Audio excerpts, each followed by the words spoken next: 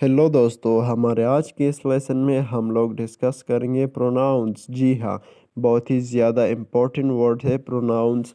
और हम लोग आज सब प्रोनाउंस जो है वो डिस्कस करेंगे। सो बहुत ही इम्पोर्टेंट वीडियो है। सो इसको बिल्कुल भी स्किप ना कीजिए। उससे पहले अगर आप लोगों ने हमारे इस चैनल को सब्सक्राइब नहीं किया तो प्लीज़ हमारे चैनल को सब्सक्राइब कीजिए। तो सबसे पहले इसमें होता है first person, second person and third person.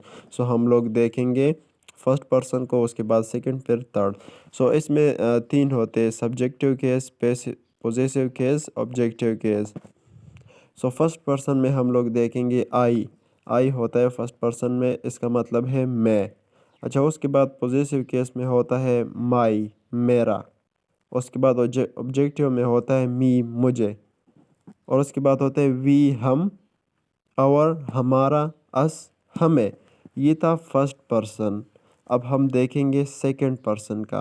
तो सेकंड पर्सन में सबसे पहले आता है यू, आप।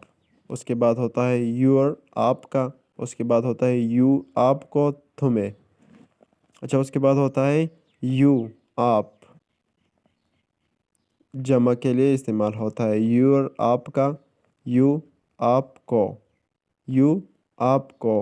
ऑब्जेक्टिव केस में आता है। अच्छा, उसके बाद जो है थर्ड पर्सन शी, वो लड़की, यानी लड़की के लिए इस्तेमाल होता है हर। उस, औरत का, औरत के लिए इस्तेमाल होता है हर, उसका। अच्छा, उसके बाद है इट, ये। इट, ये। उसके बाद होता है इट्स, इसका। उसके बाद इट, उसे। उस लास्ट में होता है दे, वो जमा के लिए इस्तेमाल होता है देर, उनका, देम, उन्हें। देम, उन्हें, ये थर्ड पर्सन में सारे आते हैं। दे, देर, देम, ये सब थर्ड पर्सन में आते हैं।